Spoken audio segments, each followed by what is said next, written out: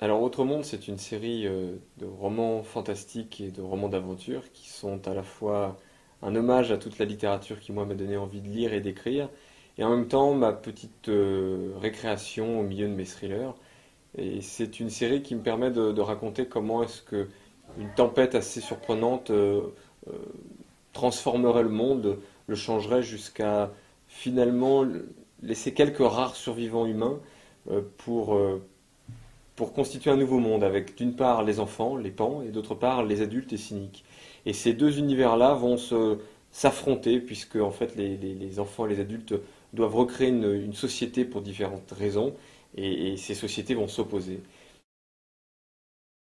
C'est une série initiatique mais dans laquelle j'ai eu envie euh, de mélanger d'abord le grand divertissement, c'est avant tout un roman plaisir-aventure, et en même temps, j'aimerais bien que les lecteurs de tout âge, y compris les plus jeunes, puissent s'interroger, se dire, tiens, mais c'est vrai, pourquoi est-ce que les enfants prennent cette décision-là? Pourquoi cette société-là? Qu'est-ce que moi j'aurais fait si j'avais dû prendre les décisions qu'ils prennent?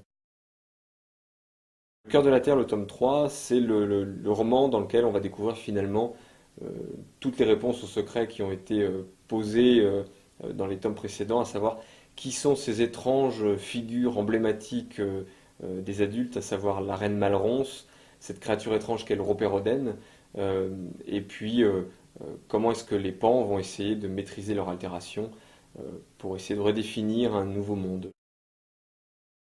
Dans le tome 3, on retrouve un petit peu plus d'action encore que dans les précédents.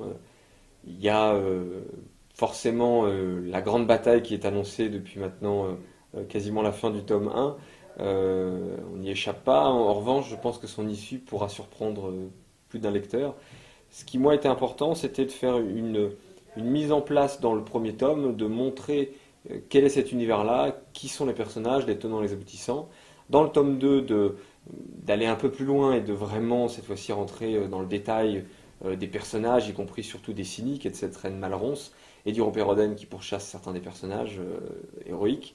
Et puis le tome 3, c'est la résolution de toutes ces histoires, et surtout c'est la réponse à toutes les questions qu'on se pose.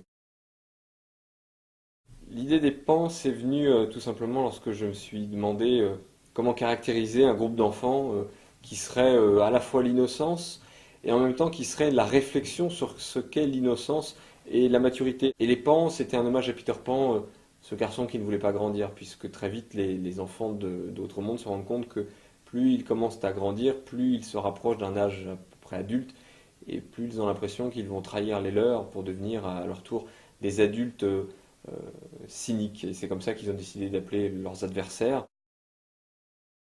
Autre Monde, c'est une trilogie pour commencer. Il y a le tome 1, 2, 3 pour raconter l'histoire, avec une vraie fin.